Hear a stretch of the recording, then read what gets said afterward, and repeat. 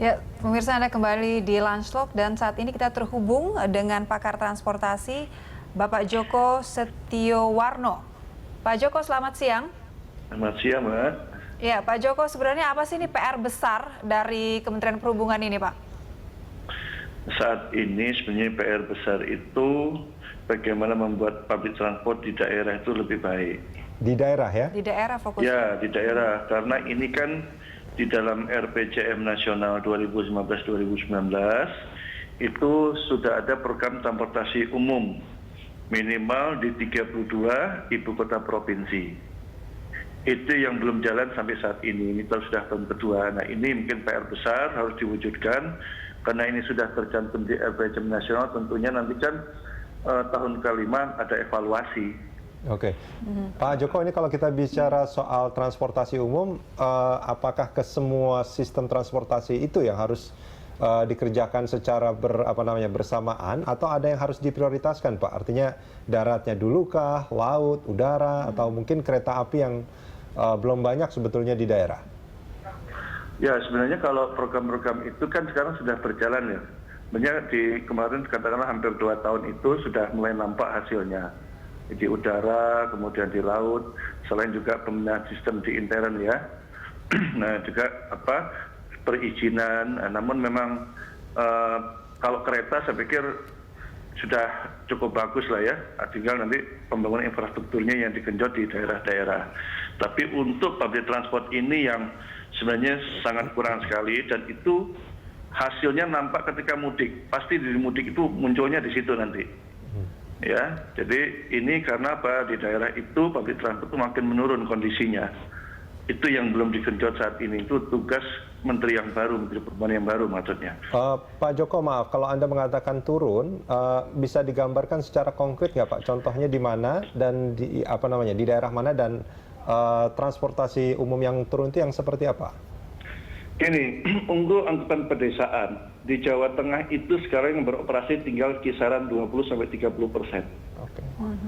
Ya, mode yang baru nggak berani pengusaha-pengusaha itu membuat angkutan-angkutan baru pedesaan. Itu pedesaan ya.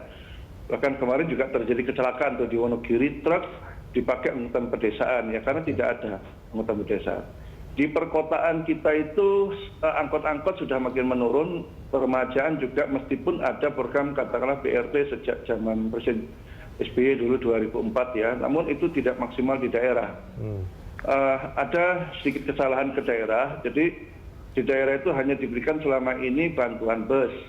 Ya. Padahal yang terbesar itu adalah operasionalnya, dan yang lebih mendasar itu adalah sistem kelembagaan dan penguatan SDM penyelenggara transportasi. Okay. Banyak kota-kota di Indonesia sekarang public transportnya sudah punah, sudah hilang. Ya, di Mamuju, pamannya di Tanjung Pandan Belitung, di Manggas banyak yang tidak ada. Ini harus dihidupkan kembali ya Pak Joko ya? Iya, karena itu juga bukan untuk kepentingan sehari-hari, juga ini terkait katakanlah untuk pariwisata. Kita lihat aja program kita punya destinasi wisata, namun kita tidak memiliki public transport yang bagus untuk ke sana. Ada informasi penyebabnya nggak Pak? Itu kenapa mereka menjadi turun seperti itu? Begini, sekarang public transport itu tidak bisa tidak, dia harus dapat subsidi. Ya, di dalam Undang-Undang 22/2009, kalau salah pasal 138 139 itu wewenangnya untuk public transport itu adalah pemerintah termasuk kepala daerah. Nah, pusat sudah punya program, cuman sekarang bagaimana dengan daerah-daerah ini? DKI berjalan memang cukup kencang, ya, meskipun dia terlambat tapi dia kencang lah. Tapi bagaimana dengan kota-kota lainnya seperti di Bandung, di Surabaya, di Semarang, Jogja, Medan, dan kota-kota lain seperti Makassar itu belum maksimal.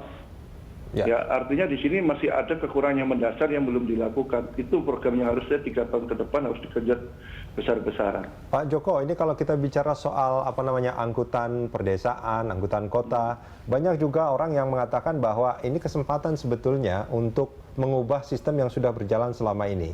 Karena kan umumnya angkutan pedesaan dan angkutan kota itu kan dimiliki secara pribadi-pribadi tuh Pak.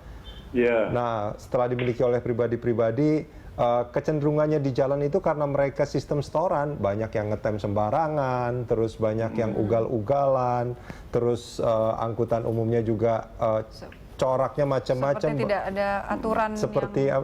tidak ada aturan yang sama gitu. Terus masalah keamanan dan kenyamanan juga seringkali terabaikan. Nah ini gimana Pak Joko melihatnya? Ya, jadi angkutan umum itu sudah tidak bisa lagi manajemennya perorangan. Sulit sekali negara atau Pemda untuk mengatur itu, kan sifatnya perorangan. Ya, ditambah lagi dengan sekarang persaingan sepeda motor yang begitu murah dan mudah didapat. Itu menjadi angkutan-angkutan yang manajemen pribadi itu sudah harus hilang lah. Ya, memang dia harus diganti dengan penyelenggaraannya sistem bis transit. Dan itu makanya kelembaganya harus diperkuat.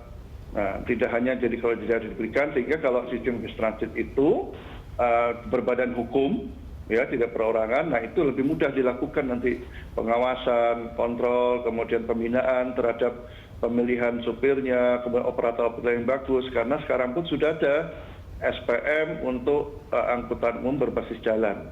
Nah itu sudah dibuatkan itu. Nah sekarang bagaimana dengan kepala daerah ini punya komitmen atau tidak? Ini yang masih kurang.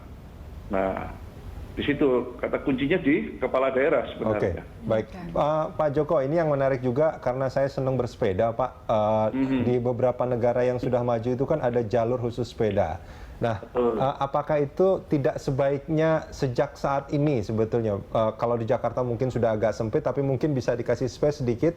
Tapi di daerah-daerah lain, itu yang space-nya masih cukup banyak, bukannya semestinya sejak saat ini itu mulai dibuka ya? dibuat seperti itu Pak Joko. Ya, jadi kalau mengembangkan public transport tentunya harus dibarengi dengan pengembangan kendaraan tidak bermotor. Apa itu? Ya jalur pejalan kaki dan pesepeda. Ya. Nah itu harus disinergikan. Kenapa? Semua orang naik angkutan umum mesti jalan kaki. Makanya fasilitas pedestriannya harus bagus. Ya, pesepeda juga demikian. Namun ini banyak kota membuat jalur sepeda, cuman hanya sekedar jalur, tapi tidak benar-benar dimanfaatkan untuk pesepeda. Hanya basa-basi aja begitu ya Pak ya? Ya apalagi untuk wahana tata nugraha kan ini kita punya, tapi nggak dimaksimalkan. Ya tapi kalau di Jakarta agak berat naik sepeda Pak, asapnya luar biasa, soalnya kanan kirinya itu ini asap kendaraan bermotor. Polusi udaranya ya. Ya kalau Jakarta sebenarnya sepeda itu bisa terpisah, bisa jadi satu sama trotoar. Oke. Itu bisa semuanya bisa dimodifikasi lah. Apalagi trotoar Jakarta beberapa kan agak luas ya. Oke. Tinggal diatur saja, desainnya saja itu. Yang penting ada komitmen kepala daerah. Intinya itu aja. Baik. Ya, komitmen untuk angkutan umum dan kendaraan tidak bermotor. Oke, baik Pak Joko, terima kasih banyak Pak sudah bergabung bersama kami di Landstalk. Dan pemirsa, Landstalk masih akan kembali usai jeda. Tetaplah bersama kami.